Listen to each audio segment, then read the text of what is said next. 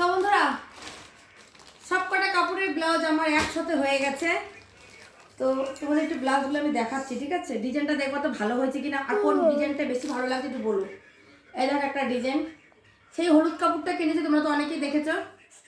পিছনে একটা পিছনে একটা বোতাম দিয়েছি, আর পিছনটা এইরকম রেখেছি, আর সামনেটা এইরকম।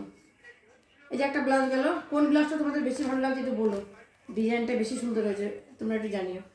আচ্ছা, এই যে একটা ডিজাইন দেখো, এই যে বাহ, সেই তোমাদের দাদা ভাই যেটা আমাকে পছন্দ করে দিয়েছিল যে কাপড়টা, সেই কাপড়ের ব্লাউজ এটা। তো ওটা বানানো হয়ে গেছে। এই যে সামনেটা রয়েছে এরকম, সামনেটা এরকম, আর পিছনটা রয়েছে এরকম।